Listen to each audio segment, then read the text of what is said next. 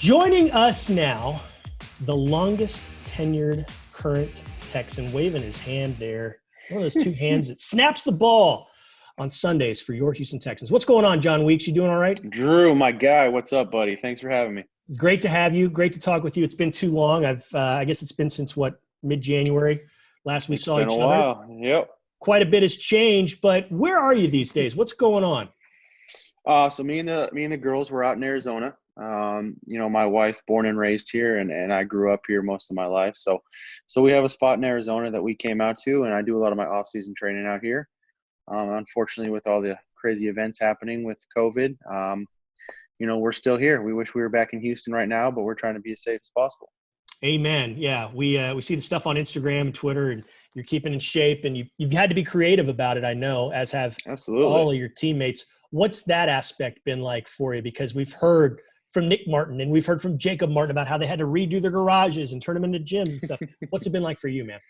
Yeah, it's basically pretty much the same. When we kind of find out what was going on, we kind of had to look and see again and get creative like those guys did, So I was able to jumpstart my home gym a little bit earlier than I had, originally planned, but was able to get a head start on that and have transformed our garage here into a nice little gym where I'm able to get my work done. And just like everybody else, just adjusting to what we're able to do right now with the situations. Yeah, no kidding. Hey, in the last couple of weeks, we find out the pretty big news that Brad Seeley has retired. So the Texans are going to go into 2020 with a new special teams coordinator. Great leadership there. Ultimately, though, players have to make the plays on the field. How do you see things affecting you guys in terms of a new guy in charge there of special teams?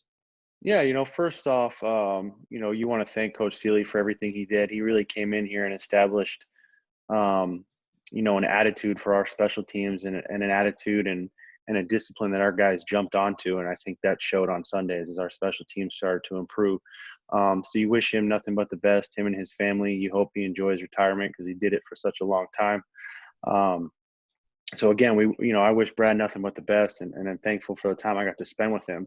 But I am very excited for this group that we got coming in. We have a lot of very good veteran core special teams players that I think are going to scare a lot of people around the league. We are going to be very, very good. So I'm very excited to see when we're able to get back, how we gel and get going. And the thing I think I love most about this group is they're a bunch of hungry guys. We all know that we have to put in the work. When we get back, we have to kind of get after it. And we're excited to do it. I've been in touch with most of my guys, talking to them, making sure that they're staying safe, that they're working, seeing if any of the new guys had any questions. But very excited to see how the special teams unit develops. Again, I think we got a lot of really good core players, and it's got a chance to be something special as long as we put in the work. Yeah, in the regular season, it's been a special unit the last 2 years. You guys have, just improved markedly, and I don't have to tell that to you. You know what's gone on as far as that change goes. I talked to one of those core special teamers yesterday. I suppose he is a veteran. He's still a really young guy, but A.J. Moore, he's led the units in tackles each of the last 2 seasons. He's pumped about what's to come. And then we heard from Michael Thomas about a month or so ago, and he talked about how he can't wait to work with A.J. Moore and with Peter Columbi, the rest of the crew.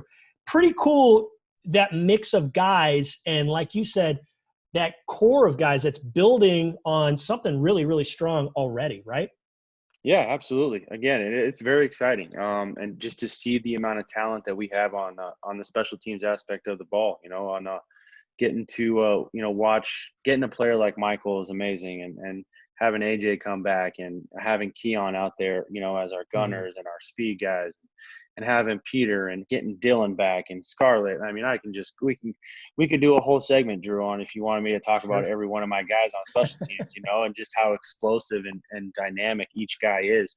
So it's very exciting, especially, coming from a specialist, getting to see these guys, getting to work with these guys and the potential that we have. But at the end of the day, we all got to come together and we got to get back in the building and get to work and start building that camaraderie and that trust with each other. So, when we get on those fields, we get on that field on Sunday and we can go, play free. Yeah. When work begins, you're actually going to be getting on the field on a Thursday night at Kansas City. how much are you looking forward to that game? Because I've talked with many of your teammates, and they all, to a man, have that one circled because of Oh, the way it absolutely. ended and the way you guys think you can actually play. Yeah, absolutely. I mean, if you can't get excited for being the first game of the season, kicking off the NFL season, I mean, there's something wrong with you, right? Especially getting to go up against, the world champs, a great football team led by a great head coach, good on all aspects of the ball. Will be a challenge for us special teams wise, dynamic returners, fundamentally sound special teams. So it'll be a good matchup there to see how that goes. Um, obviously explosive offense. Weave's doing a great job with the defense, and our offense led by Deshaun and a good defense that they have. It's a great matchup. I mean, if you're a fan of football, you got to be excited about it, and I think we are all very excited about it, and we're ready to go out there and prove something. All right, let's play some Drew's Dozen. Let's delve into some things. You're the only player in the history of the Texans franchise to wear the number 46. Tell me the story. Tell me the story behind the number 46. Okay. I was fortunate enough to sign my first contract in the NFL with the Texans on sometime in April, and I had a short meeting with Joe. And I remember Joe Marciano asking me if I needed to stay in Arizona for something, and I remember telling Joe, like, if I could come back in a week, I could finish my EMT certification and at least have that. And he said, no, you're coming back tomorrow. So I said, okay. And I remember coming back the next day, and just the old 4-6 was plastered on my locker. That's it. Nothing special, nothing exciting. Just walked into my locker one day in awe, and there it was, sitting there staring at me. Had you ever worn the number 46 before? I haven't. I've never worn it. I've in high school I was 66. In college I was 62. I've always had a 6 tied in there somewhere, but no, never. I never. It means the world to me now, but at the time it was assigned to me, it had no significance.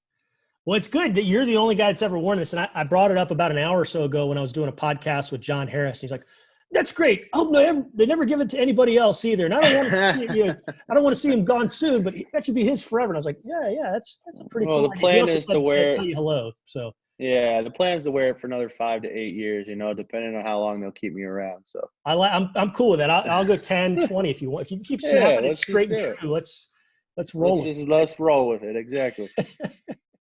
Let's go back to that day back in April of 2010 when you walk into the locker room. It was a different locker room then than Absolutely. It is now.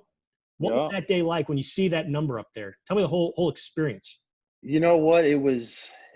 It's hard to put into words, because for those who don't know my story, I was out of football for 2 years, and I had almost decided to stop pursuing my dream of football. I had fallen in love with another career. I was very comfortable and happy with what I was doing.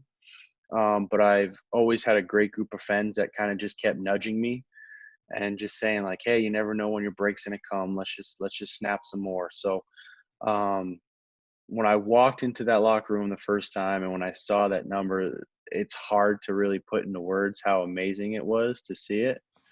I'm thankful every day, very thankful for the opportunity that the Texans organization gave me, and incredibly thankful to still be doing it and getting to enjoy walking in that locker room every time I do it. Yeah. You just brought up a really interesting aspect. It's very important, our friends and our family that do nudge us along, like you mentioned. You kind of gave back a little bit in 2015, 2016 when you went to the Pro Bowl. I know you had a lot of them out there with you for it. And it's the last one in Hawaii. It was a fun one. But what was that like, getting to you're never going to fully be able to repay somebody, but you did in a little bit of a way, didn't you? Right. Yeah, that was special for me. Two of the greatest memories I've ever had in the NFL was, after 2 years of being out, that first preseason game happened to be in my hometown of Phoenix. So everyone that did push me got to go to that game and see me suit up in an NFL jersey for the first time. The second time, my other favorite personal memory is, getting selected to the Pro Bowl and being able to reach out to that inner group of circle, those guys that for 2 years just kept saying, like, no, let's just – come on, I'll come catch for you. Let's just go outside and throw some footballs. You got it. It's going to happen. It's going to happen. And they just kept pushing and pushing and pushing. And even if there were times where I was like, man, I'm done with football, they're like, no, let's go out there. So to make the Pro Bowl and then being able to bring them with me just to kind of show my gratitude and say thank you and let them know how much they meant to me for this journey that we're on right now was special, and I really did enjoy it. Yeah, And I'm I was lucky enough to have covered that Pro Bowl, and so I saw some of that, and that was really yeah cool to see what you were able to do for them. That was cool. That was really cool. yeah it was a lot of fun. Yeah. Have you ever broken anyone's fingers snapping the football? I have in high school. I think I have three broken fingers on my record. Used Really? to throw it a little bit harder when I was a little younger. So Really? um, sometimes you get an inexperienced guy trying to catch a short snap, and we're being told to let it rip. And unfortunately, those jam fingers, they happen.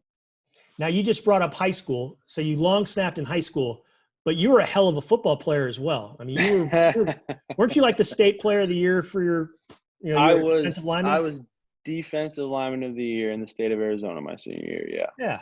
I Yeah. don't tell a lot of people that. That stays under wraps quite a bit, but Just leave it up to me. I yeah, I did get to play a lot more football when I was in high school out here in Phoenix. I was a two-way player of the year.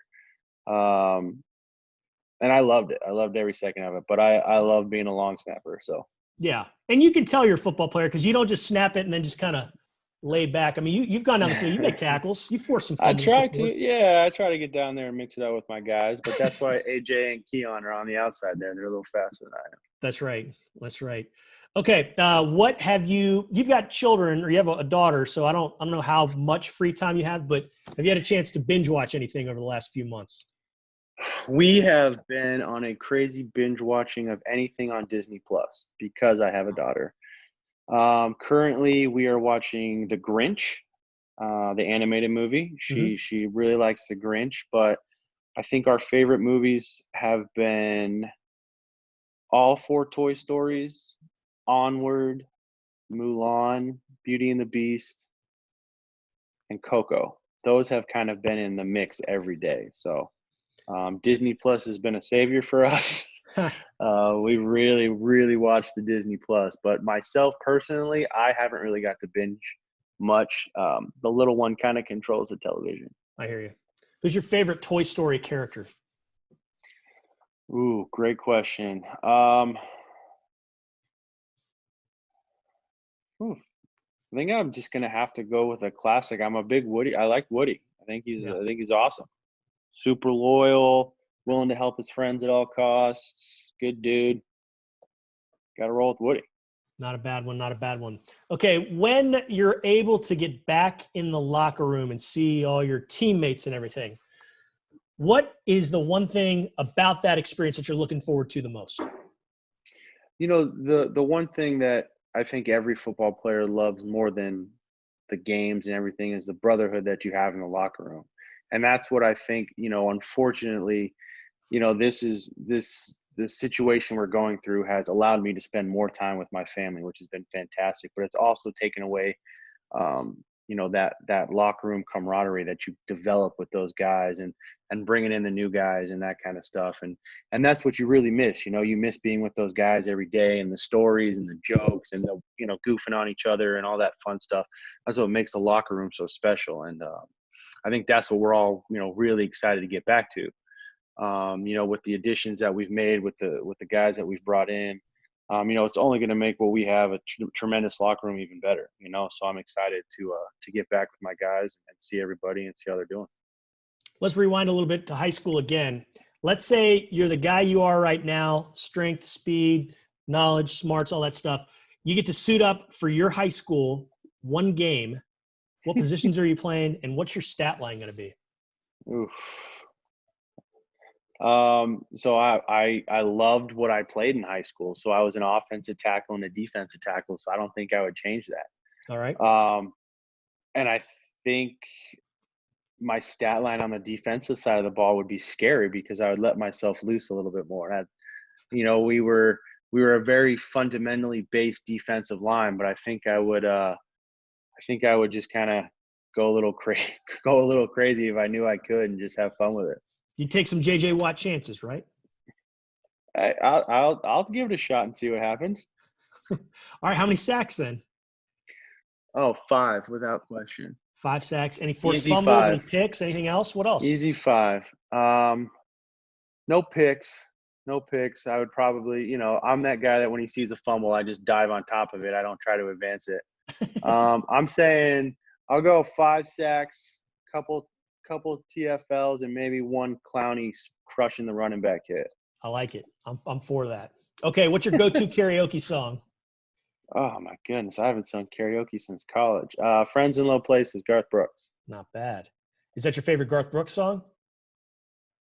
I mean, what's not a good Garth Brooks song these days? But that's probably, that brings a lot of back really good, fun Baylor memories with me and the guys. Have you, speaking of Friends in Low Places, it brings back memories for you of Baylor, but have you noticed when that gets played at NRG Stadium, how much the fans actually get into it? Absolutely. I mean, if you can't get into that song, I don't know. Something's got to be wrong with you. It's But one of I've the never greatest songs ever. seen a song like take hold like that in our stadium. Have you? And that's why it's amazing. Yeah. The only song that does anything else like that is Turn Down for What. That's Right. about it. Right. When he's done a big, Other than that, yeah. Other than that song, that's the only other song that can get the whole crowd going. Yeah, for sure. Okay. Last thing that you cooked, what was it? Yesterday I made sweet potato fries, peas, and bison burgers. Really? Yeah. Not Yeah. Yeah, it was good. All right. How often do you cook on a pretty regular basis? Yeah. I'm when it's time to clean everything up, I'm pretty much in the kitchen all day.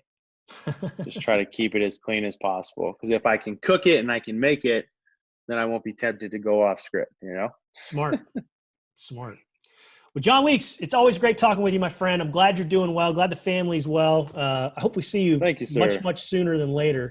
And, As do I, my friend. Yeah, you be safe, and we'll talk to you again soon, okay?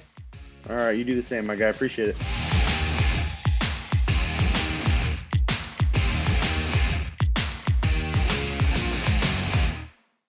Thanks for watching. Subscribe to our channel and ring the bell to know when we post new content.